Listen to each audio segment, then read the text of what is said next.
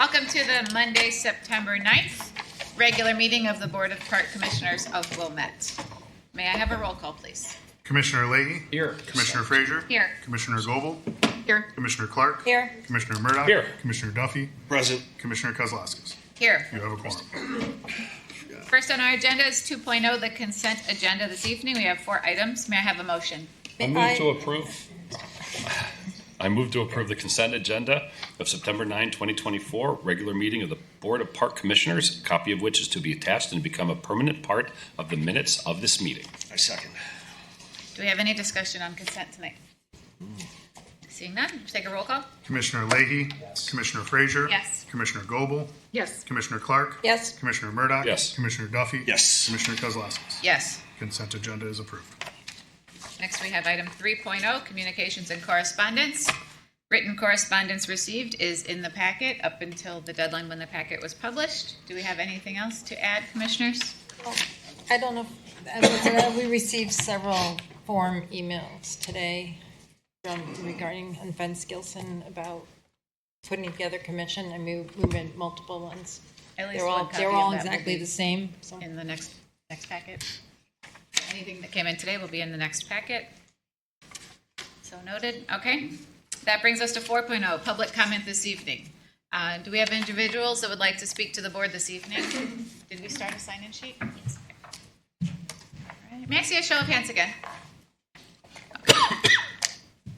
We'll work through the sign-in sheet then. I'll remind you, per the policy, which is on the second page of your packet, we request you to come up to the front, state your name for the record, and then you have 3 minutes to speak. Director Wilson will keep time. He'll show you a notice when you have 30 seconds remaining to help you conclude your comments.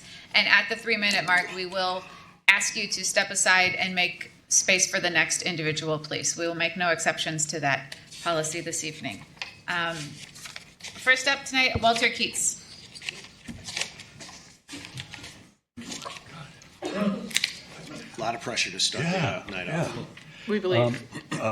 The one thing, I keep talking about is the administrative stuff, and I really am concerned that the minutes are not being approved in timely manner, which is 60 days more or less. And that chart I sent around, I think you all got. That's something that's the legal requirement. It really should be followed. And I think as board members, you can see here. Where's June? This is September. June would be July, August. It should have been done in August. July should be done this meeting because you only do it at the board meeting.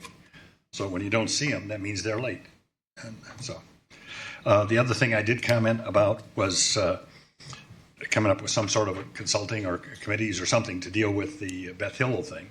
And I just want to clarify, when I used the word bandwidth, the implication was not that you couldn't do it. It's that it's a time thing. You got all this other stuff to worry about. And I think that's a huge project that's going to require stuff. And I think you're going to need some help to get that done. So those are my 2 comments. Thank you. Thank you.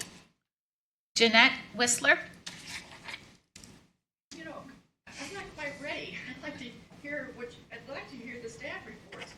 Is it possible I just have like a minute to talk? Our agenda is always the same. Public comment is at the beginning of the meeting. The staff reports are published in the back of the packet. You may read them.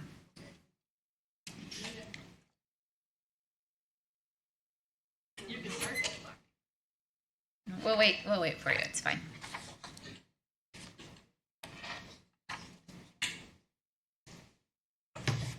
Are they both working? Yeah. Yeah, they're you direct. just stand My in the name is center. Jeanette Whistler, and I live at 1211 Chestnut in Wilmette since 1968. And I would like to really hear your reports, because part of the reason we're all here is because basically we really want to see that sand dune fence, whatever you call it, that goes along the South Beach. I know it's removed now, but hoping that you will, when you discuss this again, apparently next December or January, then you will decide at that time as a board whether you are going to put it back again next year. So it apparently is still, I just talked to Steve Wilson a couple days ago, so we're on nice friendly terms.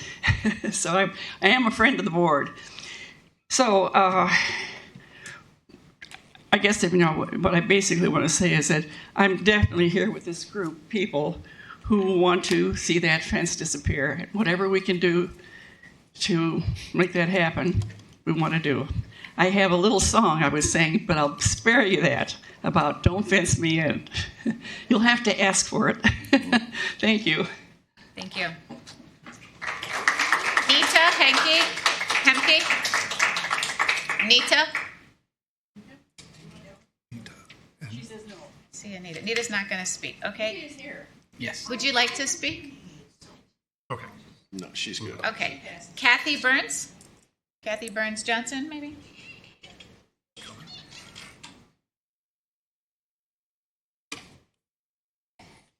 People confuse the sign sheet with the speaking sheet. Hi, my name is Kathy Burns Johnson.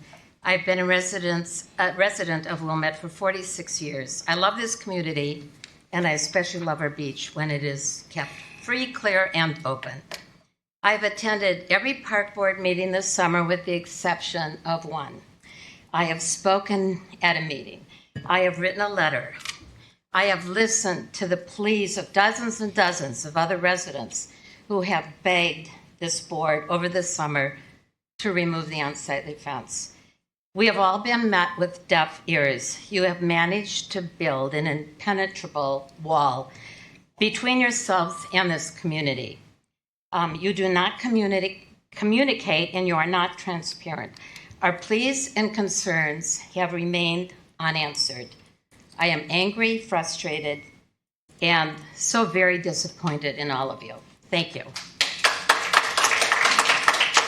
Anastasia Royal. Well, I looked it up, and you don't have to give your name or your address. And considering how I've been treated at Gilson Beach all summer, I wouldn't want to give my address.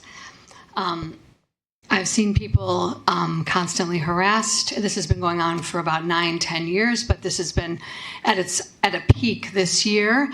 I've seen all kinds of people being charged. There's a paywall now, and it's $10 for children, which I think is absolutely heartless.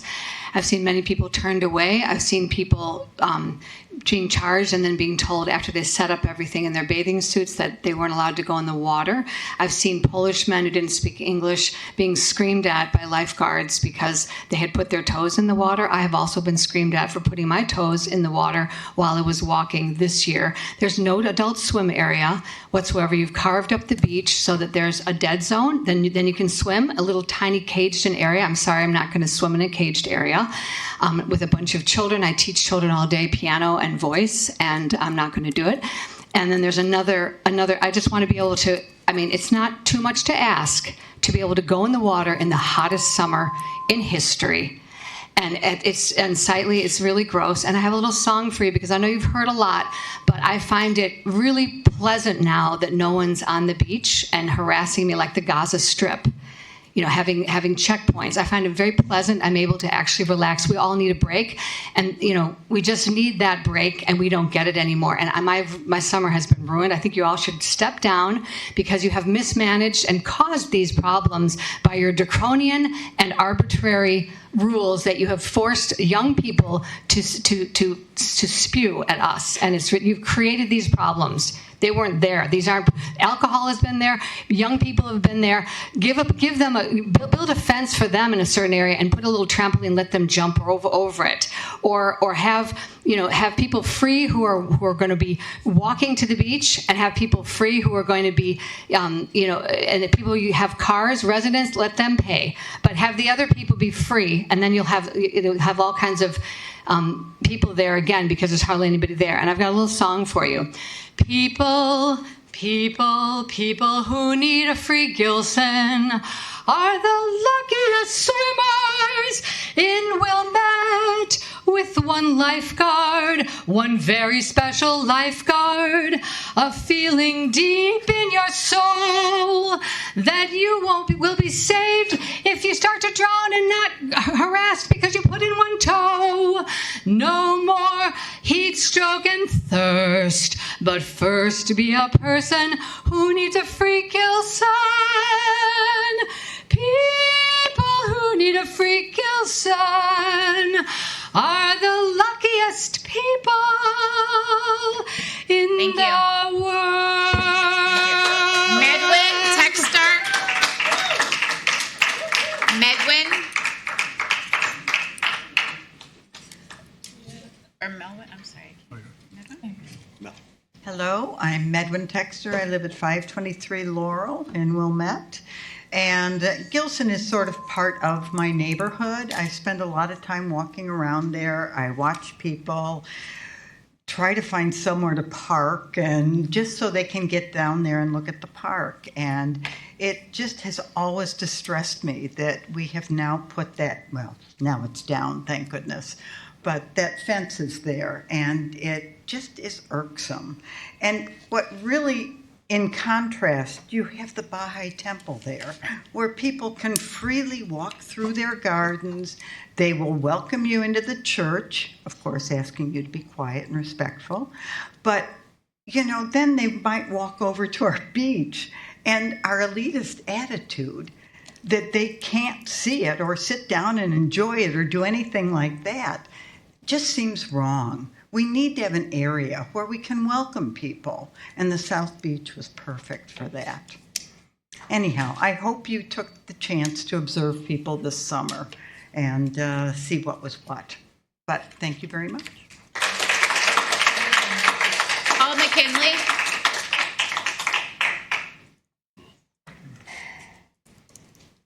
Hi, so I want to make a comment on the reason for the fence, which was in part because of incidents. And the lakefront manager has been telling myself and other people that the reason that there is nothing on the police report was that the police were able to come and de-escalate the situation. To me, that just seems like there's evidence that these situations were indeed manageable. I think de-escalation is an important trait for, you know, especially this beach. So I'd hope that would maybe be considered for next year. Thank you. Thank you. Patricia Smith.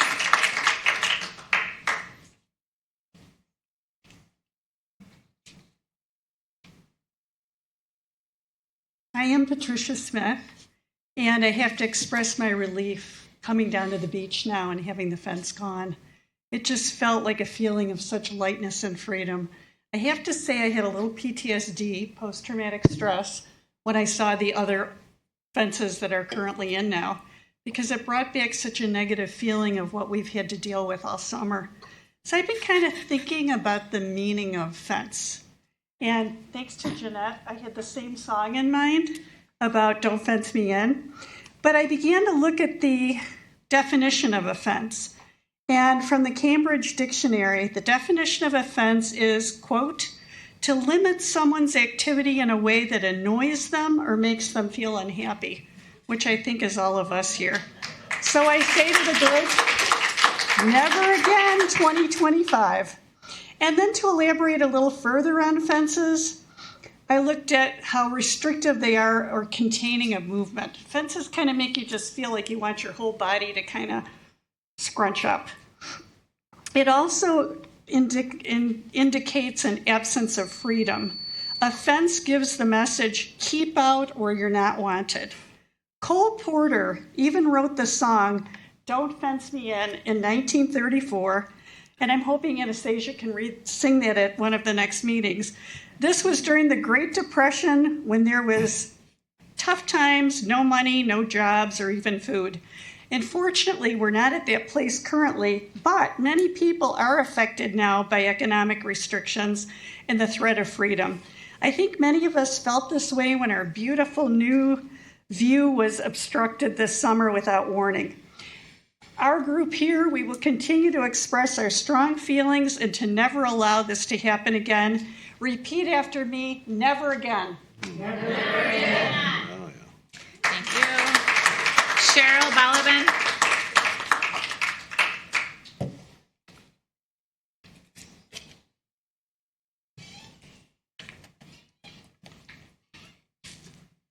Good evening, everyone. I just want to say I'm heartened by so much support from the community because it's obviously something that's touched a lot of people.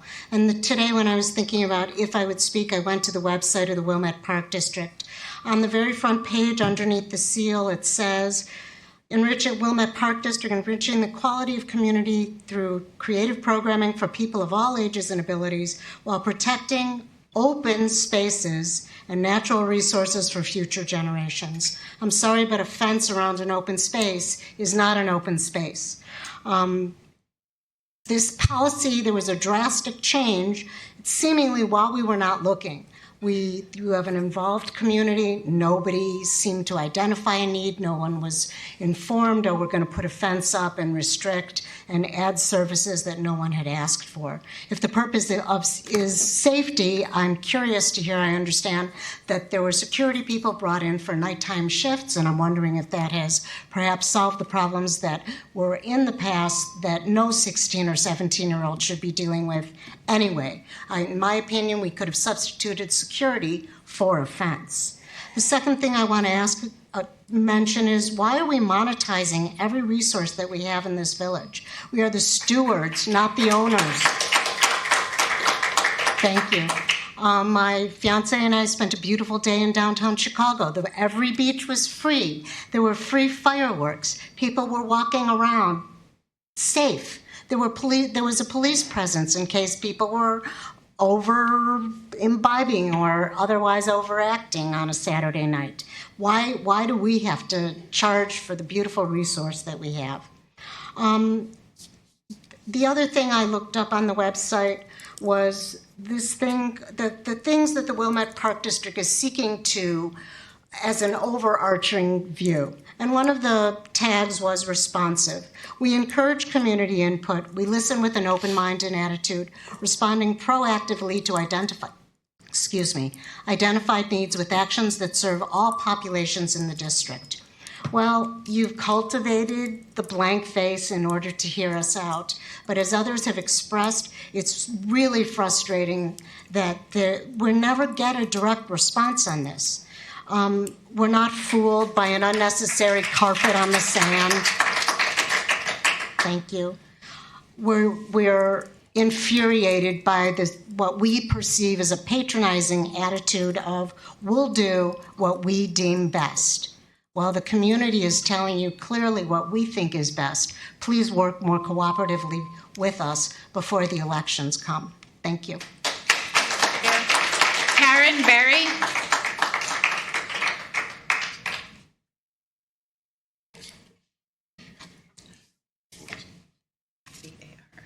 Madam President and board members, I'm Karen Berry. I live at 420 Linden. This is the second time I've attended a meeting, so I don't have a lot of experience with what people have said before I'm here tonight. I acknowledge that this is a complex issue. I'm sure that there are voices on at least two sides, but probably more than two sides. Although it is my impression that, just based in terms of the numbers here tonight, that the preponderance of people who have come to speak out are aligned with Unfenced Gilson. But I have a proposal because everybody has a right to speak, everybody has needs, everybody has a view.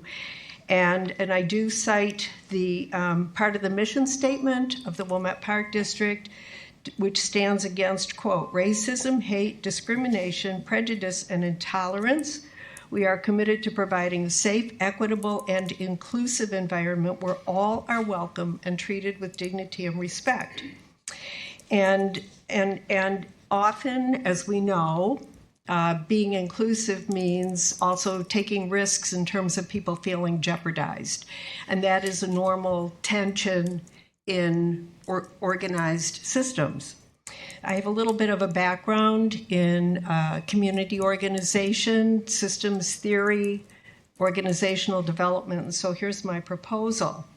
I don't know if the budget is public. I don't know what it cost the commission, the park board, to buy the fence, the current fence that was just taken down, erect the fence, the labor to staff the fence, to put paid staff, lifeguards, etc., on the beach.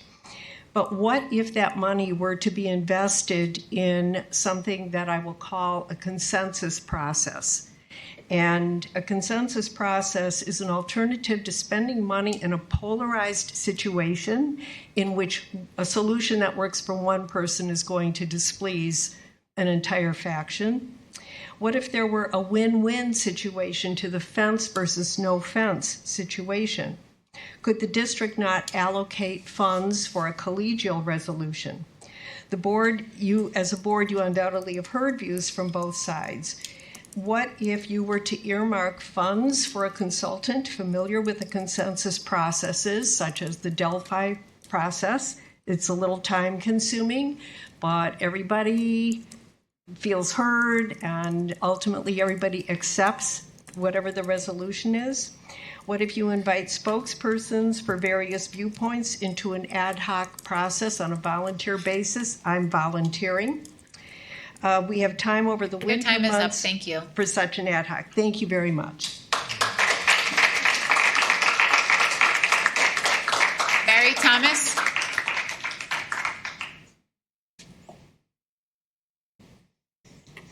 Hi, my name is Mary Thomas. I've been to a lot of the meetings. I echo a lot of what everybody has said over the months.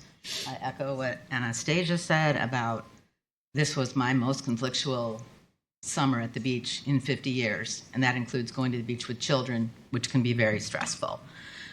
I found lots of adults arguing with me. I found lots of teenagers arguing with me over the same kinds of things that she's talking about and many other people have talked about.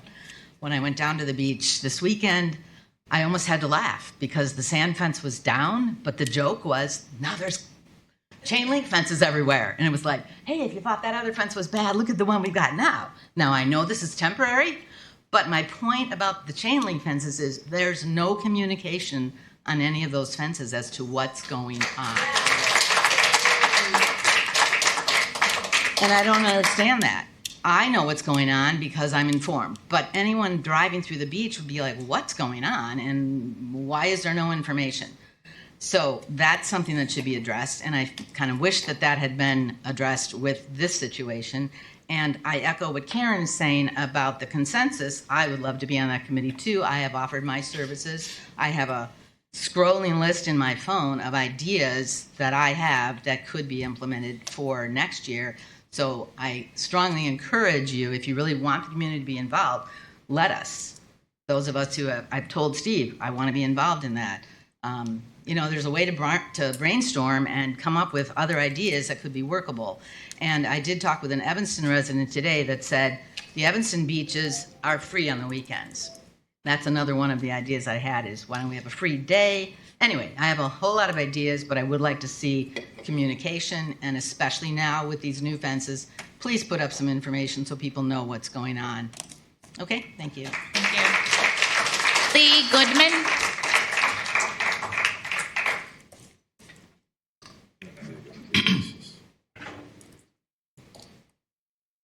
Thank you, Lee Goodman, back here from Northbrook. Good to be with you once again. I saw a story in the news, I hope all of you saw it, where a woman was turned away from the beach because she didn't feel like she could afford to spend $50 to bring her family to the beach. And if you looked at her face, I think she felt a little hurt and a little embarrassed to have that happen in front of her family.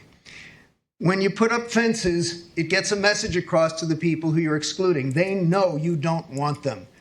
And that's a very bad feeling to have. Let's take a look at how it looks across the world and across time. If you go to the border we have with Mexico right now, that started out with a strand of barbed wire turned into a fence, turned into a wall, a higher wall, a bigger wall, a whole military encampment. And now what happens is if I go or any of you go and want to walk into Mexico, you don't have to show an ID or a passport. You walk into Mexico, and when you come back, you walk right through. You have to show your passport.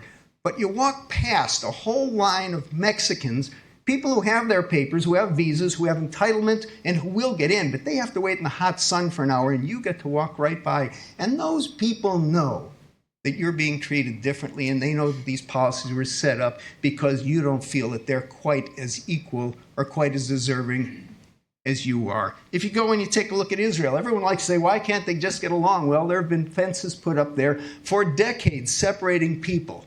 Is it a surprise that they're having trouble getting along with each other? Take a look at the Berlin Wall.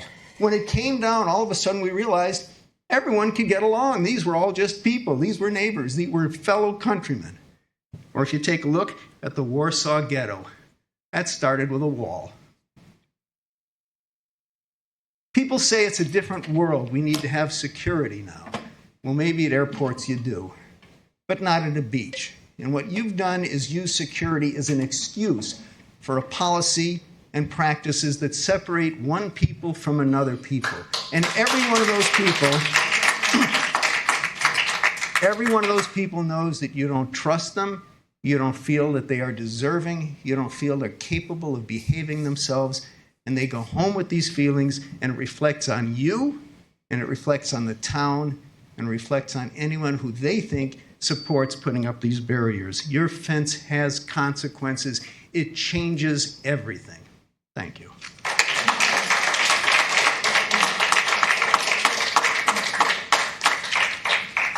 Is there someone else that wanted to address the board this evening that did not sign the list?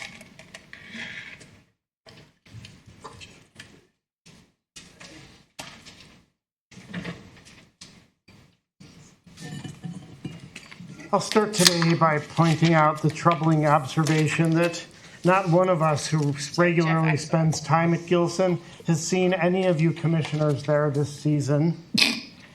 You claim to be stewards of this lakefront, but seriously, how can you make informed decisions about a place you never visit? At the first board meeting after the fence went up, each of you were asked if you had sat in the benches in front of the fence. We received no response. Not from one of you. Now let's consider the fence and fees in the context of Wilmette's troubling history with other exclusionary practices. For decades, Wilmette participated in redlining that stopped blacks and Jews from living here until the practice was banned. Today, the new fence and fees at Gilson Beach are a modern continuation of these exclusionary policies, deliberately or not, this time in likely violation of the public trust doctrine.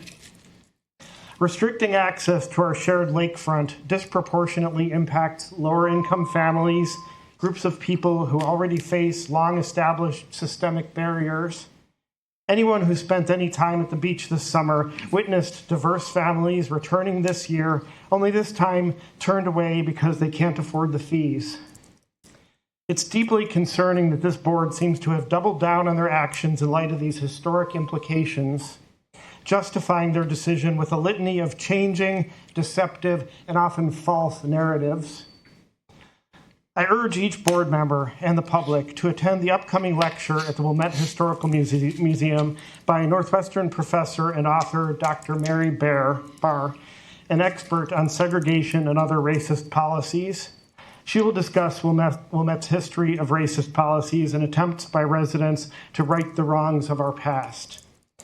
This lecture is an opportunity for all of us, especially the elected officials here today, to understand how policies like the fence and fees are not just inconvenient, but they perpetuate Wilmette's legacy of segregation. I look forward to hearing a report about how you'll incorporate what you learned into public policy. Please undo the harm you've already caused by committing never return the fence and fees to our previously free and open public parks. Anyone else on this side of the room? Okay, ma'am, we'll start with you. Okay, please state your name for us. Connie Siegel. And I'm going to be brief. I would like to know who the staff are that you're going to be addressing for next year's decisions on this park and what you're going to do with it, regarding fence or whatever else you may be considering doing. Because I know it seems that most of the staff are teenagers. They're minors. They don't vote. They don't pay taxes yet. So hopefully you are giving equal time to the citizens of this town and those who come here who are not residents of Wilmette but use our resources, and we're happy to have them. I also would like to know how do I myself and other people get the answers to what you're going to do, and how we can be included. I've never come to meetings until this summer, so I'm new to this, and so can somebody at least tell me how that works? Okay, and that's mostly my concern, because it did feel good to have that fence come down, and I was there Labor Day, and then Labor Day evening I went to Montrose Harbor, where I was very welcome among a lot of people, where I didn't look like they did, particularly most of them. And there were people on the beach. I was there till 10 o'clock at night. They had a security guard, an armed security guard, one, who was smiling and interacting with all the young people, old people, and music was playing.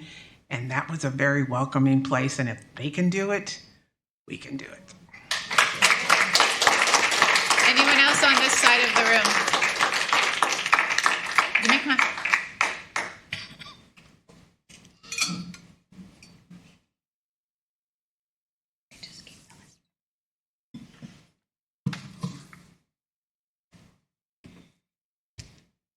Hi, my name is Susan Hemmerin. I am a resident of Wilmette. I am also a person with a disability.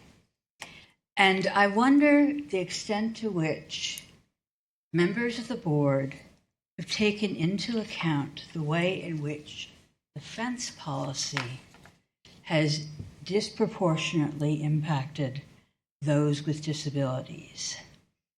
Now, I am certainly capable of walking down to the beach, but I have heard and know of people, some of them older, whose ability to enjoy the beach is basically sitting on a bench, looking at the beach, usually from South Beach. And the combination of the fences and the growth of dune grasses has made that not possible this year. In fact, it still is the case. I was actually at South Beach on Thursday evening, and I was glad to see that the wooden fences were down. But I also noticed, standing where the benches were standing, not sitting, but standing, I could see just a little tiny piece of the lake. Certainly no ability to watch the waves crashing. Now, as someone who pays property taxes in Wilmette, I would like to know, has the board sought qualified legal advice as to whether their policy might open them up to action under the Americans with Disabilities Act? Because as a disabled person and as a property tax owner, I am particularly upset by the notion that things would be done that not merely are wrong, but which needlessly expose the taxpayers of Wilmette to loss. I am also a registered voter in the village of Wilmette, and I do vote. Thank you very much. Is there anyone else that wants to speak to the board this evening?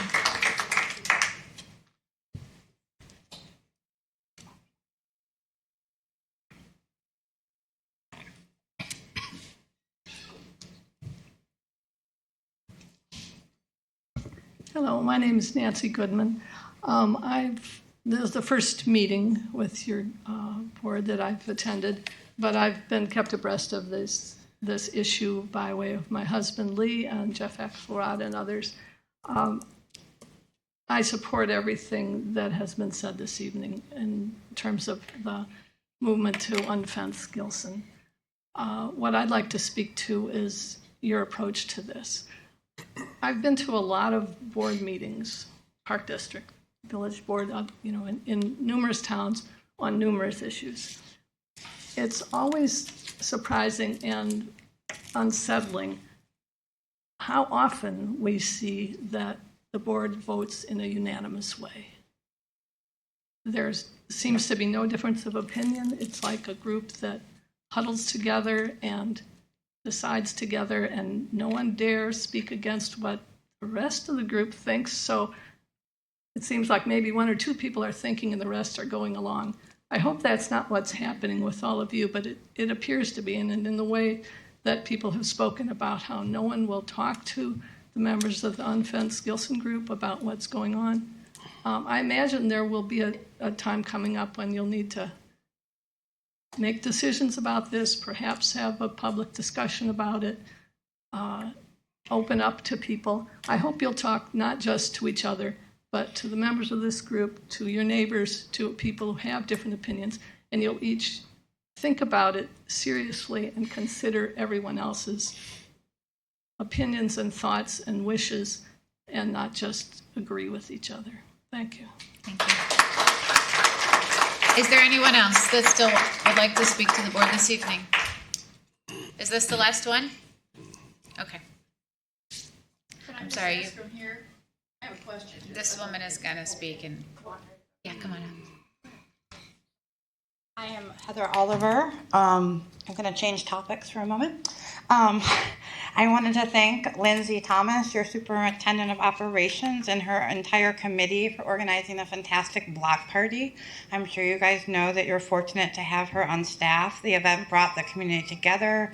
It was a memorable event, and we wanted to thank Lindsay, her team, and all your employees who made Saturday such a great, fantastic community event. I did want to ask, as you're planning ahead, if you guys could consider bringing back the buses on the 3rd of July.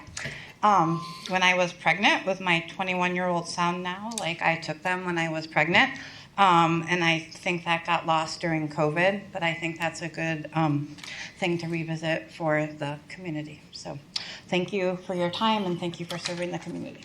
Thank you. So that concludes, I'm sorry, ma'am, you had your...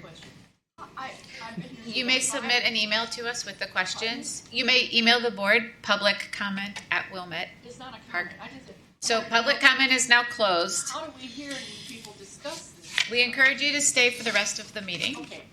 And recordings of previous meetings are always available online on the district website, where you can review them as well. With the close of public comment, okay. All right, that brings us to item 5.0, staff reports. All right. You need to read this?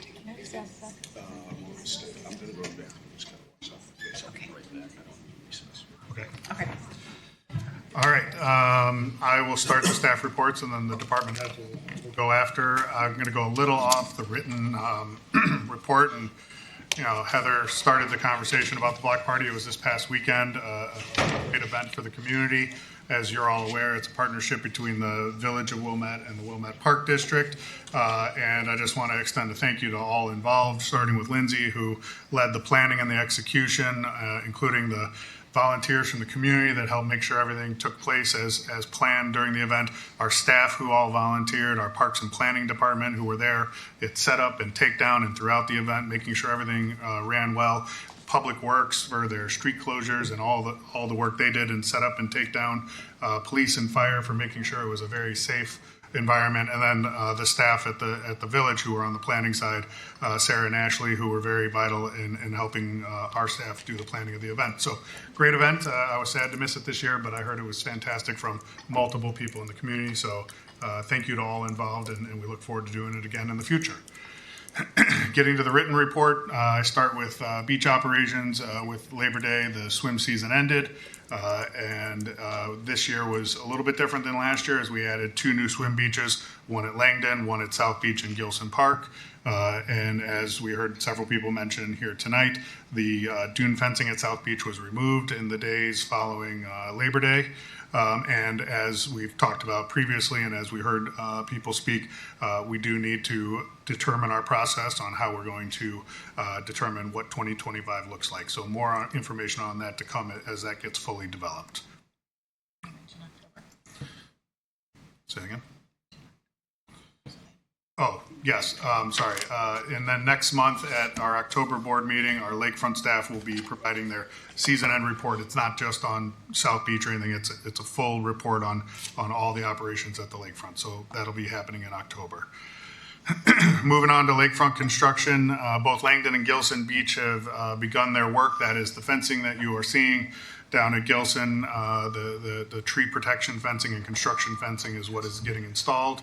The work is to do sewer work, roadway work, and some sidewalks. We are still working to get the final permit for the work in Gilson. We have all the permits needed for Langdon, and that will move at a little higher rate here in the coming week, comparatively. Moving on to Beth Hillel. Sure. Will there be signage at those locations? That was one of the questions that came up. Yeah, for sure. Could you clarify that? So we've added signage at Langdon as all the fencing has been installed, and the same will happen at Gilson. We have signage with QR codes. You scan it, it takes you to our projects page where all the most up-to-date information will be available. And as you said, the Langdon signage is in fact up. When do you expect the Gilson signage to be up? Christy, when do we think fencing is going to be installed enough to do that? Probably when they have MWRD. So we'll get the signage out there as soon as we can. Yeah, I was going to say, shouldn't the sign Yes. be there now? Yes, we'll get it out there.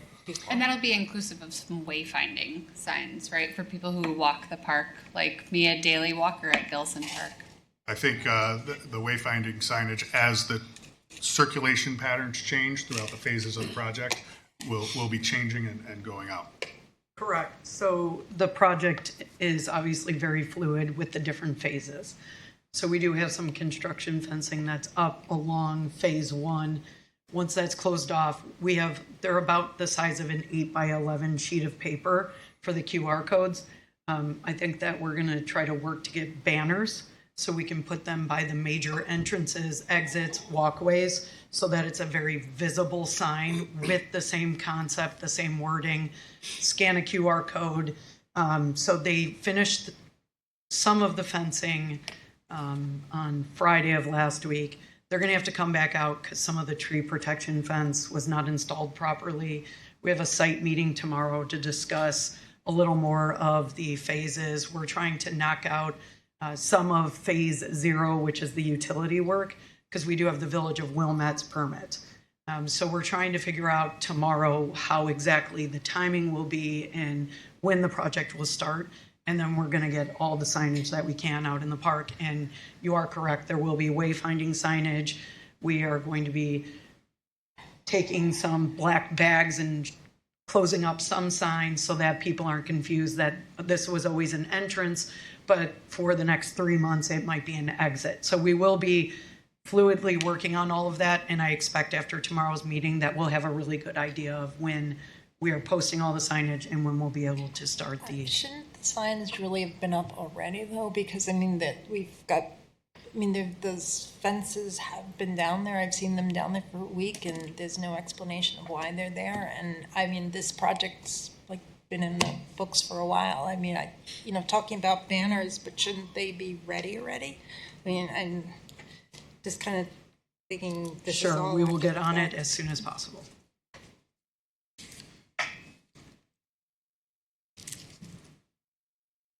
Any other questions on lakefront construction? Thank you. Mm-hmm. All right, moving on to Beth Hillel. The district closed on the property on August 28th. The building has historically been used by 3 different user groups, and all those groups remain in place and operating as they always have. That includes the synagogue, a day school, as well as a mikveh shared by multiple synagogues. And then similar to South Beach, it's time to begin outlining the process for public conversations for the future uses of this property. And we will incorporate any sort of plans and any dollars related to that in the 2025 budget. Is there any way we can meet there or have a meeting there? I think that would be nice, even if it's just where we now own this and come see what we're thinking. I know we have literally a lot to talk about there, but I think if there's a space there where we could have a meeting or even one of these or a committee of the whole, it might be helpful. Sure. I've been trading emails with all of the groups that are there to try and set up a meeting to talk about a lot of details, and I can bring that to the meeting to make sure that we do that in a way that doesn't interfere with their day-to-day operations. And to acknowledge another public comment, just that we hope to maybe on site or otherwise include public input and some form of, whether it be a survey or commission, what have you, to make sure that we're addressing residents' interests in the property as well. Yep, for sure. So, Steve, I'm going to take a step back, and I apologize. I had to step out. I had something in my eye, and so beach operations was the first thing that you touched on, and I did want to go to. I know we don't have any dates set right now, but we've got an idea that we're going to have public meeting about future of South Beach next year's operations. Mm-hmm. It's called Gilson Park. So It's called Gilson Park. the meetings will be before the end of this year. We just don't know when yet, right? I mean, we have. We got to get through operations. We have to put all of the. We should have multiple, right? But we've got the budgets. We've got Bethel. I mean, I was thinking we should almost have a calendar of everything that we have to do over the next 6 months, and say in advance, this is what we're thinking. This is what we're thinking of doing, and this is when we're thinking of doing it. Loosely held, because I mean, as we saw in our committee of the whole meeting earlier, like. We spent 45 minutes and we didn't get as far as we want. Mm-hmm. Picking up on that, in 2024, we started those conversations, I believe, in March. I would certainly like to see it happen sooner than that, but realistically, it's probably January, February.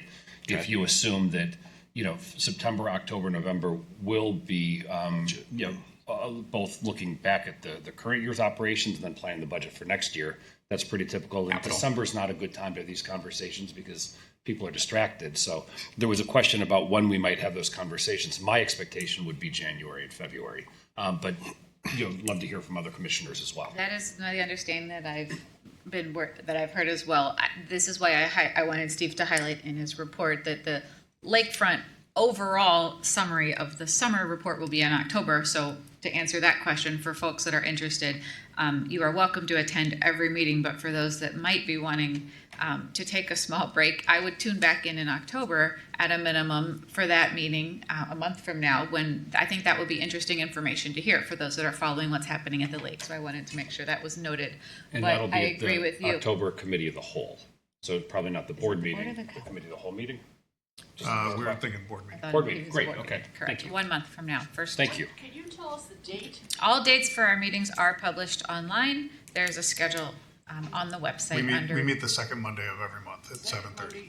Here? Here. This building? Yeah. Great. 7:30. But that will be an informational report from the staff to the board, as is customary at the end of the season. Discussions as to the future for next summer, we anticipate to be January, February. So could we touch on so the person who asked the question left, so of course we won't have answered their question, but we will right now, about disability access, disabilities access to South Beach. And have we consulted any legal counsel about our exposure to any liability, if at all? We have not specifically. We've consulted a ADA expert when we were looking at Langdon, and we've been applying all of that knowledge at this location as well. Yeah. And at our October 14th board meeting, will there be a recommendation from staff on our plan for next year, or a recommendation as to how we will go about incorporating all of the information that we've received feedback on to take that next step come January? Well, I think I would turn that question back to the board and ask, is that premature for a recommendation, or I think it would not for a decision, but as to how a process to establish a process. Yes, yes, absolutely. Sorry, yes. I didn't hear you. Process correctly. recommendation. Yes. Okay. Yes, we can do that. Great. Did anybody have any questions from residents who attended the meeting that were not addressed yet? Yeah, I think there's a few. A couple that I didn't understand. Cheryl Baldwin asked, I think it was a rhetorical question, why are we monetizing every resource? Obviously, we're not. Colleen Siegel asked, and I didn't understand the question, who are the staff who are addressing the fence, but it sounds like I think who is the public process of discussing the future of South Beach? Which staff are we going to be discussing? I believe that was the question. Excuse me. Yes. It's not South Beach. It's And then, Wilson Park. It could has I have a 19 motion for a recess? I think we're She's okay. leaving, that's great, We're good. okay. And then Jeff Axelrod, who I think, public comment has closed less than 10 minutes ago, asked if any of us have sat in front of in any of the benches in front of the fence. I certainly have. I think probably everybody else has as well. But as is typical Jeff's MO, he leaves before we have a chance to answer. So not surprising. I've been down there at least once every week. At least. Absolutely. I'm not going to dignify that question, Exactly. given the amount of time I actually spent out there. Right. Okay, I believe the sincere questions have been addressed. Those are the ones that I had. Did anybody have anything else, or are we good? No? All right. Sorry to jump on that. Thank you. Yep. All right, and then lastly, Wallace Bowl restoration. I mentioned at the committee of the whole meeting, but again, I just want to report that the consultant hired by the foundation to do a feasibility study for the fundraising for the restoration project at Wallace Bowl came back and gave some feedback about the likelihood of raising $3+ million is not high, and that the number is lower. That a lot of the feedback from the individuals interviewed in the community about being potential donors. The feedback was, well, it's a park district facility. Why isn't the park district paying for this? So there's going to be discussions at the foundation level about next steps forward, and likely during our budget process, we're going to have to consider what aspects of the project that the foundation doesn't want to try and raise fund for that we would want to pursue, and whether there needs to be changes to the project as originally scoped and all of that. So just want to put that on everyone's radar. That concludes my report. And next up, we have Christy, Parks and Planning report.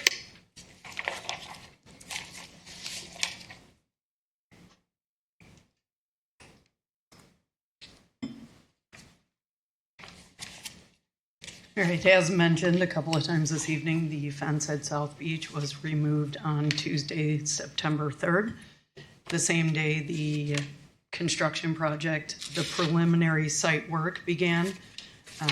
And we hope to have more details about that tomorrow at our site meeting at Gilson Park. Also, as mentioned, we have all of our permits for Langdon Park, and similar to Gilson, that project also started on September 3rd.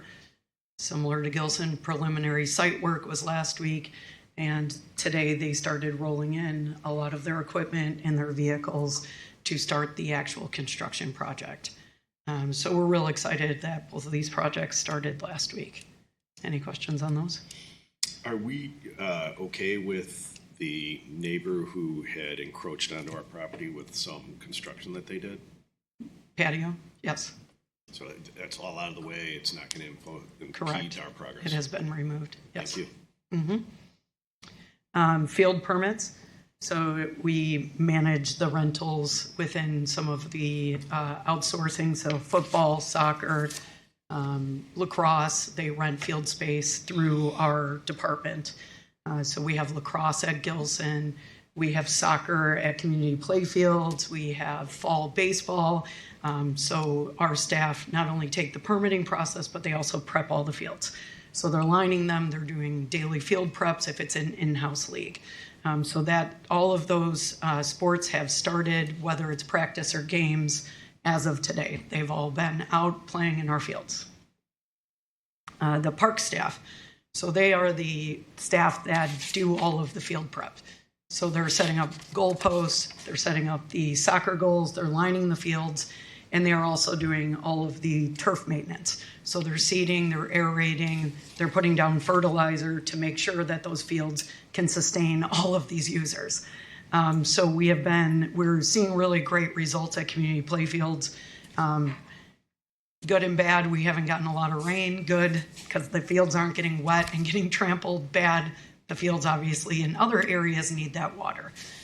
So we're seeing a great start to the season. One of my really big goals was to get both production mowers mowing at the same time. And that's why I put that picture in there, because I'm really proud of them that we were able to finally do that. What's this down at the beach with the? That's over at Langdon. Yeah. So I'll go to the next page, but we also mulched at Malincrot, the planting beds. No, you're good. So we got a report that there was some debris still in the water. And when they went back, they dug in about 5 to 10 feet, and that's like a disintegrated plastic barrel. We found some wire. So that was removed about 2 weeks ago. Oh, okay. The pictures above that is as we're working through the nature play areas, we're learning a lot. And the benches at K Park were starting to show some signs of decay.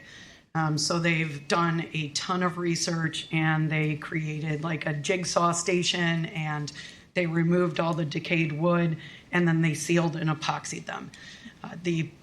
The picnic table that's in the picture actually has the Wilmette Park District stamp across the top of it too. So they use like some spray paint to stamp our name on the bench, which I thought was really a cute addition of them.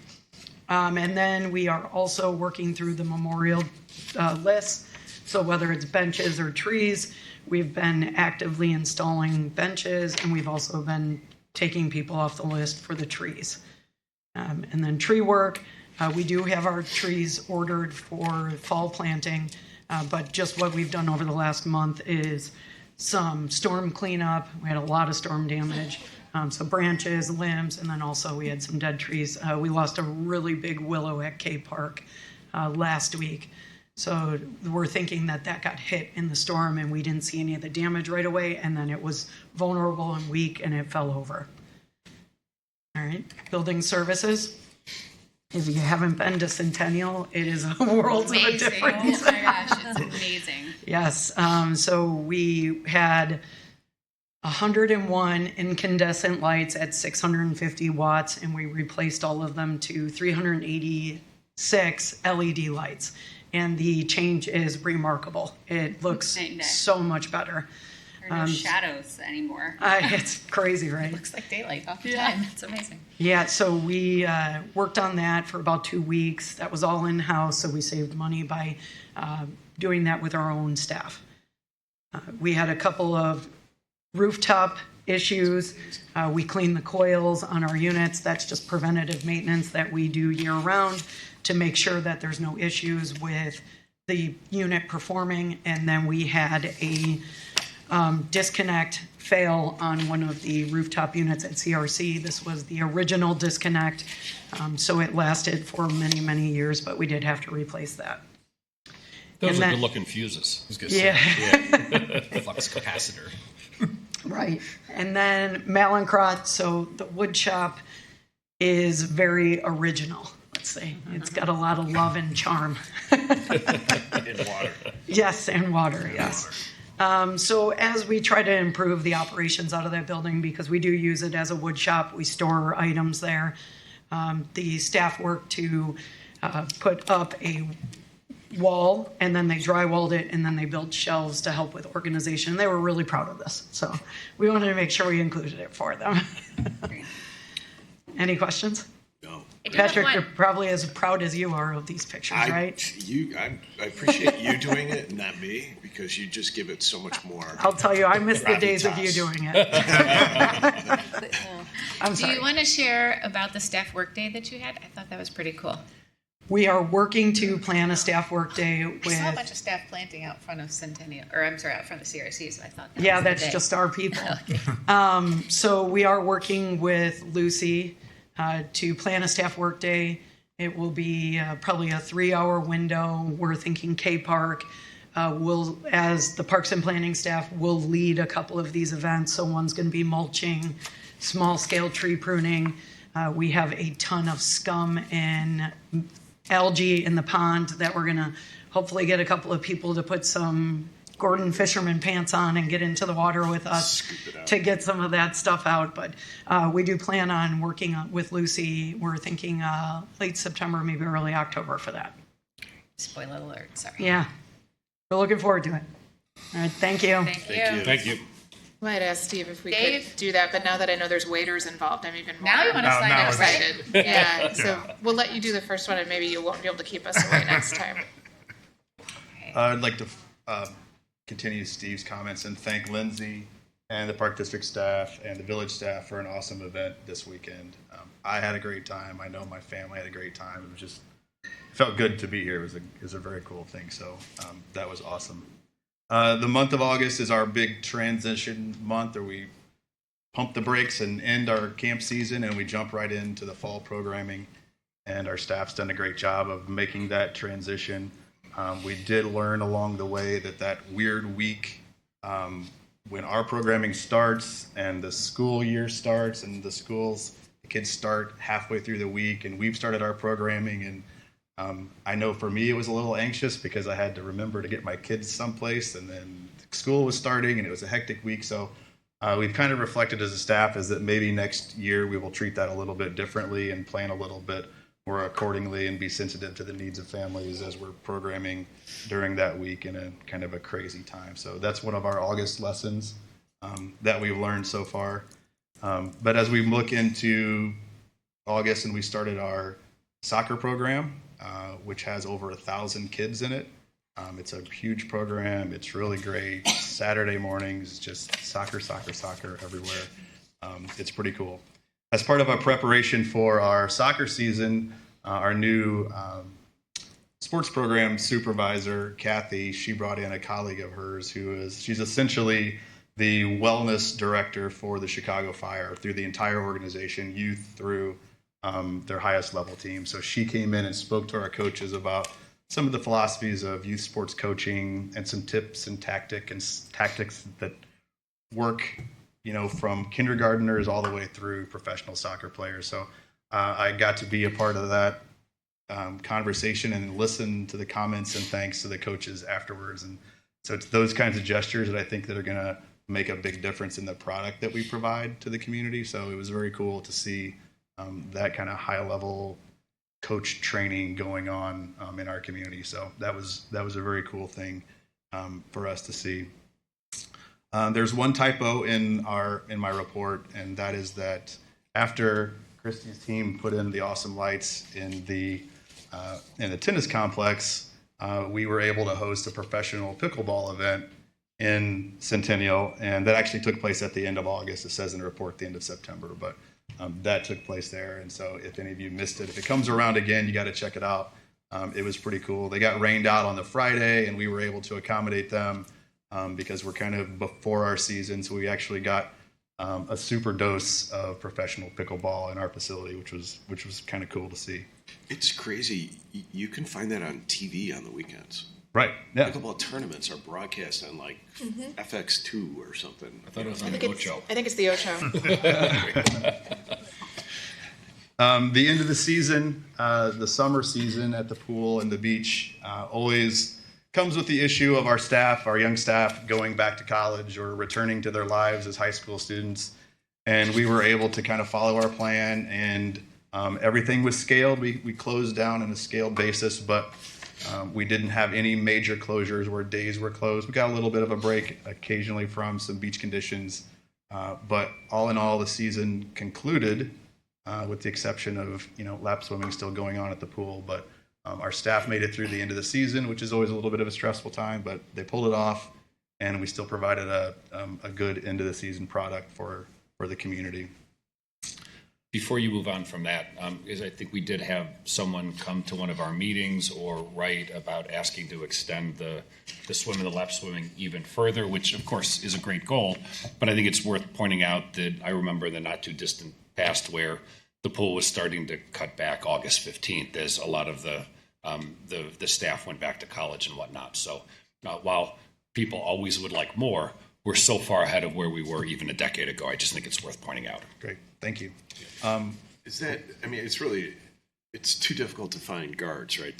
There's no more guards now.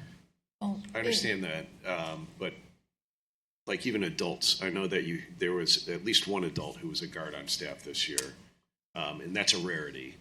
But if there was demand to try and keep part of the pool open even longer, like the lap swimmers love to be there until it's snowing if they could, and even through that. But to have how many staff people would it take to even kind of run that kind of a thing? It depends on what our goal was for the number of hours we wanted to be open. Yeah. We fortunately made a couple of late season hires of kids, college students that were on the quarter system, so they didn't go back to school until after Labor Day. So probably a little bit more strategic hiring. We might be asking the question of when do you go back to school as part of our hiring process. How much time do you need to winterize the pool, though? I guess that's kind of another question, because I've tried to explain to people if they've asked me about it, and I'm like, I think the biggest one is staffing, but that's another one to stay ahead of. And the cost to heat it as it gets cold. Right, that's another part. You run the risk if you go too long and the weather changes, you put yourself in a really bad spot that it's not a gamble that you typically want to take.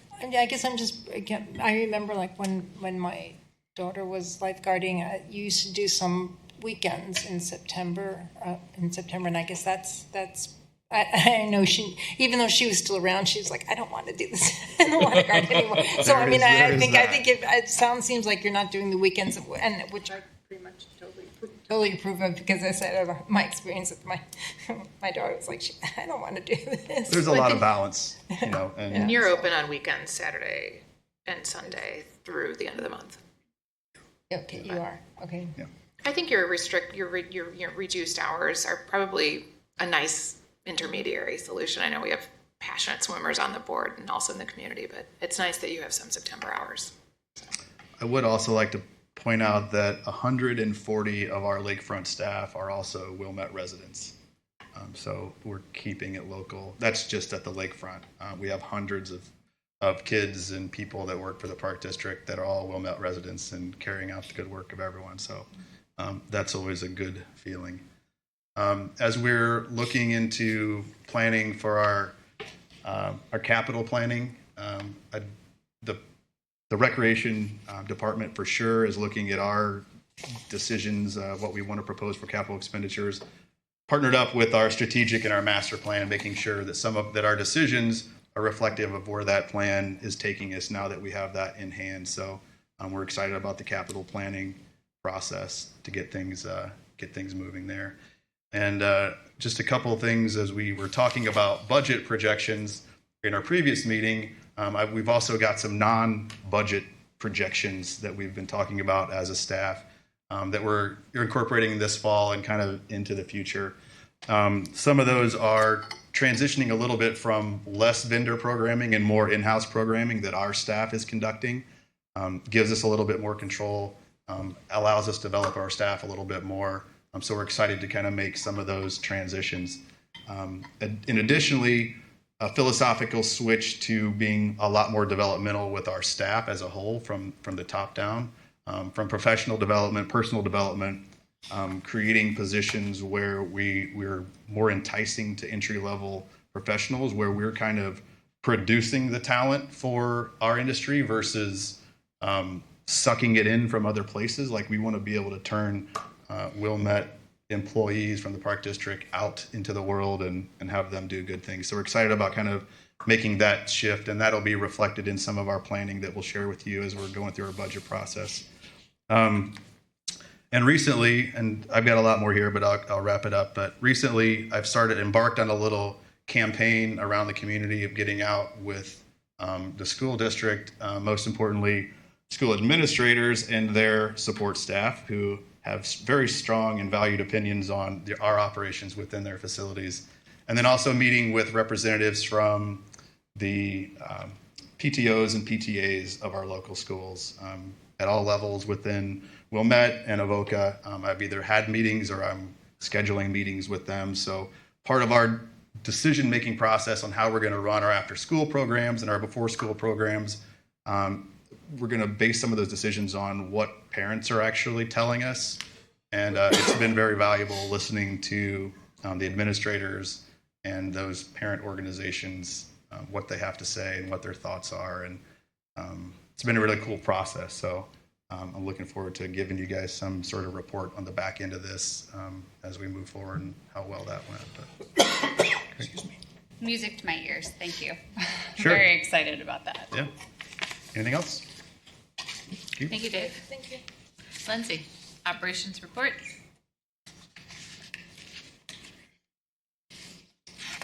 All right.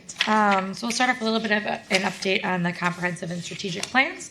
So the final action plan was delivered from Barry Dunn on August 5th. So although the board approved the plans on July 8th, it still took a little while for them to deliver our actual full plan for all of the strategic priorities, the objectives, initiatives, and tasks for us to move forward as a staff.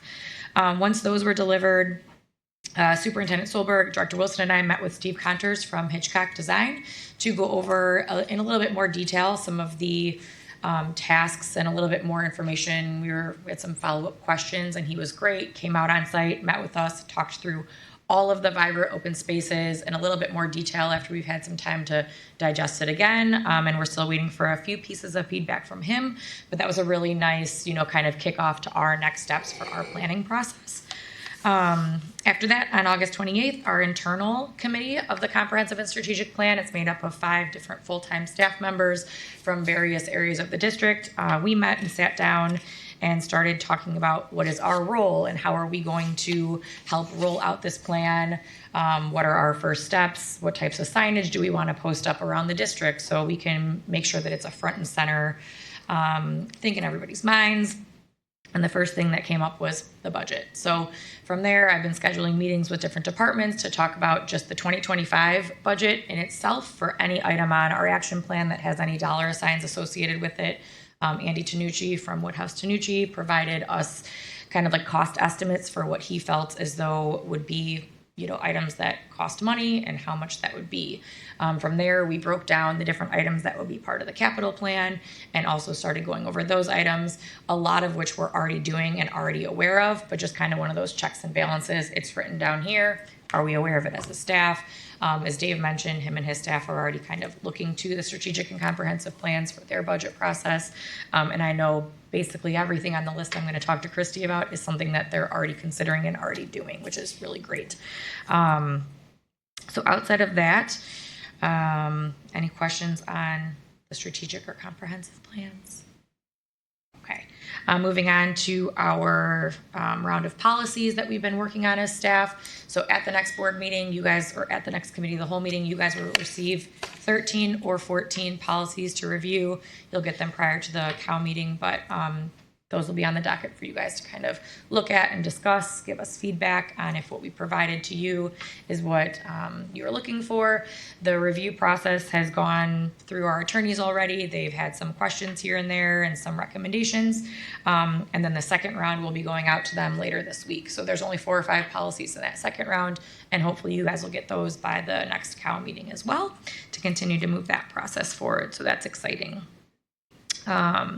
Next up is the registration portal. So the feedback window has closed for all of that. We really appreciate all of the time that all of you guys spent looking through the site, as well as all of the focus groups and the public that we sent it out to. We also sent it out to our staff to get their feedback. Really positive comments thus far. There were a couple things that we were like, oh, yeah, that's a great comment. Let's tweak those things a little bit more. And then that registration portal will be rolled out with the late fall programs on September 17th. We'll have kind of like an informative video. There'll be some highlights of what's new and what's different, talk about the wish list, how it works, and just what to prepare people for. So we got a lot of really great feedback. It looks awesome, and I'm really excited for this next step in to ease the process of registration for all of our patrons. And then for like the 5th time to talk about tonight, the block party happened on Saturday. I can't go without talking about it because it was really awesome. I saw many of you guys there. And it was just, to echo what everybody said for the village, our personal staff that were there, we had Jack, Matt, and Javier, and then their crew who was there all day working on putting up lights for people, putting together signage, assisting with popping up tents, putting out tables, chairs, all sorts of things that really happen behind the scenes and before it gets going, that you don't really think about that you need in order to actually have a fun party happen. So they were really essential in that process. And then Sarah Pfeiffer and Ashley Siegel from the village were awesome. police, fire, all of that. It was a really great event. So we sold hats, shirts, and mugs at the event. If people didn't get one, they're happy to. We'll put out another post of how to purchase them through the Park District. But it was really fun. And the question we keep getting asked is, when will the next one happen? Will it happen? Yes, September 6th, 2025. You can mark it in your calendar. So that's all I got tonight. Any questions? Great job, Lindsay. Thank you. It was a lot of fun.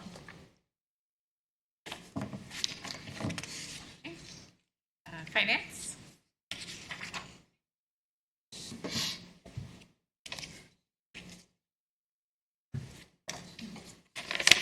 Hello again. Long time no see. Hi, Sheila. Do you want to go over the financials again? Because, I could do it 3 or 4 more times. I think a summary works. All right. So we're off from budget about $9.7 million through July. You got a preliminary August. I'm not closed with August yet. It should be done sometime this week. So property taxes are ahead of budget, bond proceeds are ahead of budget. You got all the differences as to why we're so far ahead of budget. Can you take one step closer? There's some folks waving behind you. They can't hear you. Just Oh, step serious? one step I'm closer so to the shocked mic. every time I hear that. All right. Like I said, of the $9.7 million variance, all of those lines explain what the difference is. A lot of them are timing. So you're going to see a lot of those clear up as the year goes on. Can you guys hear me? Yeah. All right, good. The capital expense, again, we had a B&A budget and appropriations ordinance that was passed for like $9.2 million. Because of the purchase of the property, we're going to have a much larger capital expenditure for this year. So we're going to be doing some paperwork that we have to file with the county to get all of that. Just have to get that all in line for the auditors and for our spending. You see where we are in capital. There's only like one project that's going to be moved to next year, and there was some extra spending for a couple of other projects that's not going to happen this year, but it's an annual spend, so there'll be some in the budget for next year. Now, with respect to the capital plan for 25 through 35, I guess, I'm putting together a few replacement schedules that I received from Christy, and I'm going to try and get some information out of the comprehensive plan to get all of that in there. We're going to have some meetings before the end of September so that we have kind of a big, robust plan of what we would like to spend, and then we'll have to figure out what we can actually spend. So we'll have some pretty productive conversations, and then we won't see like a big spend next year and then $2 million a year after that. So that's what I'm kind of shooting for, to kind of make this really robust and get a big list of everything we need to spend. Okay. Unlike everybody else, August is not my busiest month. So August was spent cleaning up a lot of stuff and then getting ready for projections. I have reviewed all the projections, and I'm going to start having some conversations with the people, because I think I think that there are some obvious things that we can fix, but I could be wrong. Like, I don't know the details of what put all the numbers together. So I'm wanting to have a good projection number maybe by the end of this week or the middle of next week. I'll let you all know how that's going and who I haven't talked to or whatever, but I'm going to start with Dave and move forward after that. And there's an ATM machine at golf, okay, that we're not getting paid for. All right. As a matter of fact, we haven't received dime one since 2017. Yeah, go figure, right? I don't know. The contract is sitting on my desk. So it's an auto renewal. I just happened to get a hold of the contract like a month ago, and of course it's already auto renewed. So I was like, all right, well, she said, I'll talk to legal, to see what we can do about getting rid of it. But I talked with Steve, I talked with Adam. Nobody really kind of cares. Not that they don't care, but it's not really providing, I think, as much benefit to the people who go to golf as it does provide a liability to us. So I have some ideas about why that liability is a problem. And since we're not making any money, we're letting somebody lease our space for nothing, I just was kind of thinking that we're just going to pull the machine out. Of course, then I was like, well, this leaves this big hole here, but nobody seems to have a problem because we're just going to, patch that up. But that's the other thing that I have cooking. An amended B&A should be coming to you for review by the next COP. Okay? So that's what I'm planning to have that done so that we can go ahead and get that approved at the next board meeting and then filed with the county next month. Okay? My customer service person puts all of that wording together of everything that she's been involved in. This is Megan, who works here at admin and has been really great about, registration. She's like one of our unsung heroes because a lot of people don't see her, but she works really hard on the phone. So, and I think she's a really talented writer. So, you guys all know Dave has touched on almost all of this, that she's written about. And IT is, busy trying to roll out 365. So it's something that he's working hard on. The whole team is. And we're looking forward to getting that done. There's been some other updates. There's other details on the, on the report related to that. Does anybody have any questions? I do have one IT question. With the new registration upgrade or whatever it's called that we've implemented. You mean the bandwidth? The increase. bandwidth resolution, have we gone through, 2 cycles now to Correct. see we're content with how it's working? Are you looking at have we already signed a commitment to that? Is it a case like season by season that we keep purchasing that, or what's going to be the annual cost now with that new structure that it sounds like we've decided to adopt? Okay, so I think we're happy with the way we're doing things now. There was a bandwidth increase that was agreed to across the board. Now, we will be asking for increased bandwidth from there for the camp registration. I think maybe 1 or 2, maybe it's just the camp registration might be the only one. There is an increased price for that. I want to say it was nominal, like maybe $6,000 for the year. I can get that number for you though, just to be sure. And the thing is, when registration goes down, all eyes are on Bill and the network people. So we figured for the amount of bandwidth that we would get normally, that price point was perfect for it. Like I said, I'll get you guys that number and tell you what the increase was. I think that for twice that sounds reasonable given the risk. So that's good to hear, because we may come back and say, well, I had it wrong and it is twice right, that. don't tell so. the vendor that. Yeah, right, no. And again, we pushed him and we're like, what do you think is the right number?